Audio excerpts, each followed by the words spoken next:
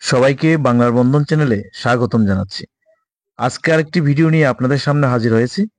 আজকে যাব Belonia rail station থেকে বিশালগড়। সামনে বিলোনিয়া রেল স্টেশনের দৃশ্য দেখতে পাচ্ছেন। প্রথমে টিকিট করে নেব। টিকিট করে নিয়ে প্ল্যাটফর্মের দিকে যাচ্ছি। সেই চিরাচরিত দৃশ্য দেখতে পাচ্ছেন। প্রচুর যাত্রী সমাগম হয়ে থাকে বিলোনিয়া রেল স্টেশনে। আমার ট্রেন এসে যাচ্ছে, সেই দৃশ্য দেখতে পাচ্ছেন। নিয়ে যাচ্ছি বিশালগড় অতি প্রাচীন জমিদার বাড়িতে, ত্রিপুরার একটি অন্যতম ঐতিহাসিক জায়গা। ট্রেনে উঠে যাচ্ছি আর ট্রেন সফর শুরু হয়ে গেল এখান থেকে। সবাই সঙ্গে থাকুন।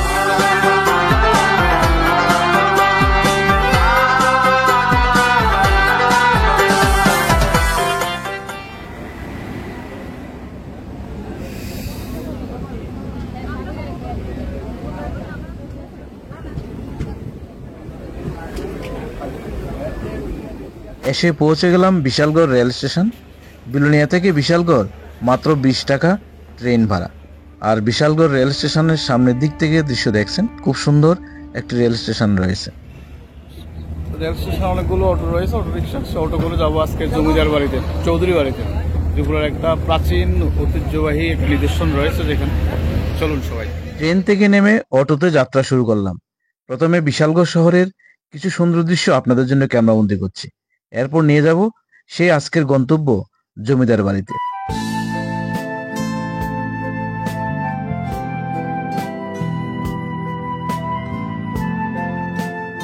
বিশালগড় ভক্সনগর সোনামুড়া রুট ধরে সামনের দিকে এগিয়ে যাচ্ছি।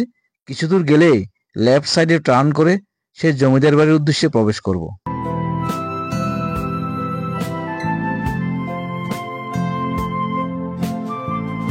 এই গলিপথটা গিয়ে শেষ হয়েছে জমিদার বাড়িতে।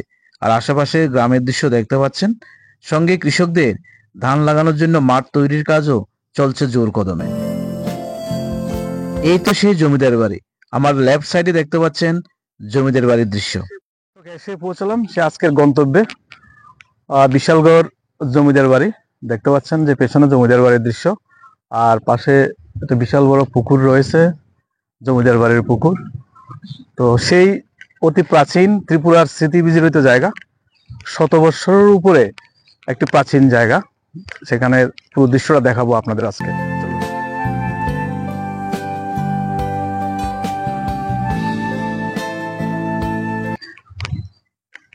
তখনকার দিনের বাউন্ডারি আর মূল গেটটা, জমিদার বাড়ির মূল গেটটা দৃশ্য দেখছেন। এলো মূল ফটক জমিদার বাড়ির।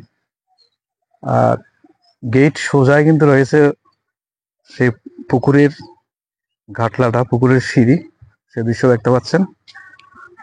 এখানে একটা সময় জমিদার বাড়ির লোকজনরা স্নান করতেন। আর সামনে একটা বিশাল পুকুর রয়েছে। এখানে সন লেখা রয়েছে কি 1345 ত্রিং, মানে তখন ত্রিপুরার একটা সময় ছিল। ত্রিপুরা অবশ্য লেখা হতো মনে হচ্ছে 1345 ত্রিং।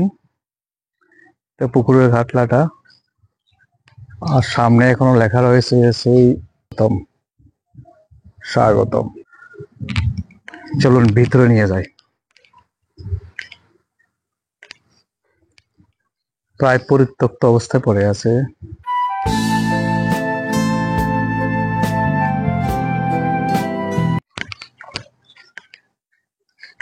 চলুন পিছনের দিকে কি রয়েছে তাও একটু দেখাই আপনাদের। দুর্দণ্ড প্রতাপশালী জায়গা ছিল।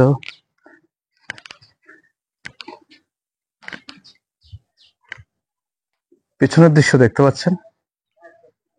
আর এখানে ছিল দুর্গা মণ্ডপ, যেখানে জমিদার বাড়িতে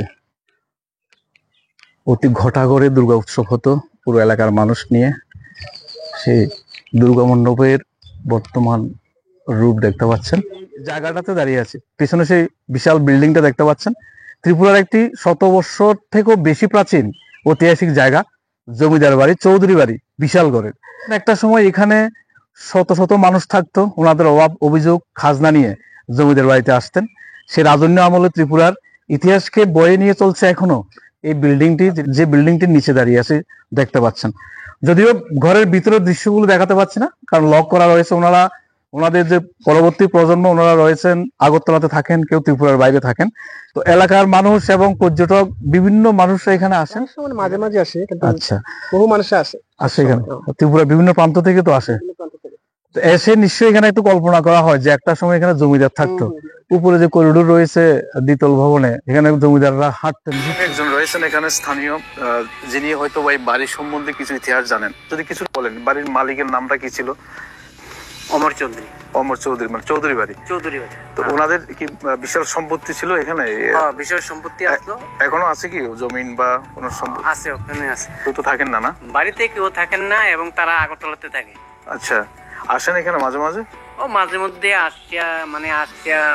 আসে, দেখিয়া যান আর কি। চলুন এবার দ্বিতীয় জমিদার বাড়িতে নিয়ে যায়। বিশালগড়ের একই জায়গাতে পাশাপাশি রয়েছে, সামনে মূল গেটটা দেখতে পাচ্ছেন দ্বিতীয় জমিদার বাড়িতে। সেই জমিদার বাড়ির ভিতরে নিয়ে যাব এবং পুরো দৃশ্যটাই আপনাদের দেখাবো। তার একটি জমিদার বাড়িতে বিশালগড় পৌঁছালাম, সেই দৃশ্য দেখতে পাচ্ছেন।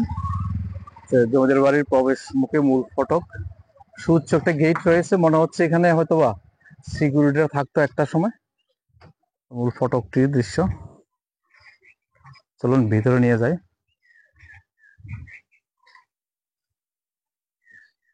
সেই প্রাচীন এর সেকেন্ড গেটটা, ফার্স্ট গেট আমি আগে দেখিয়েছি আপনাদের।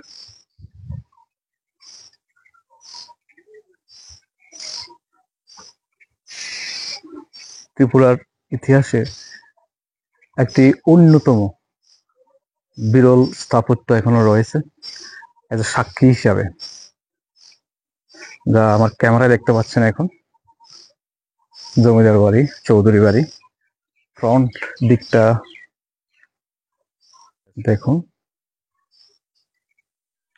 মহামায়া প্রাসাদ লেখা রয়েছে।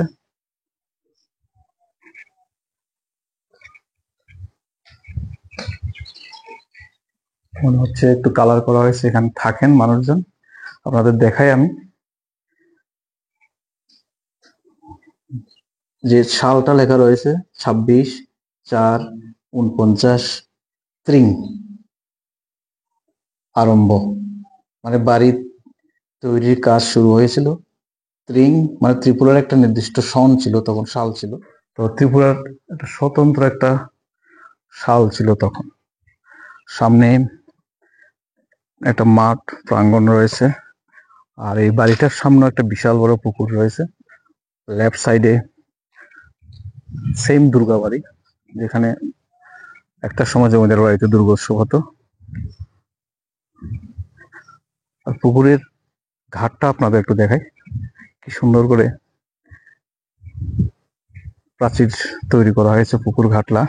এই যে ঘাটের প্রবেশ। এই আপনার কি হতো বাবা বা? আমার দাদুর। আপনার দাদুর নাম ভবানী চৌধুরী, যতটা শুনছি।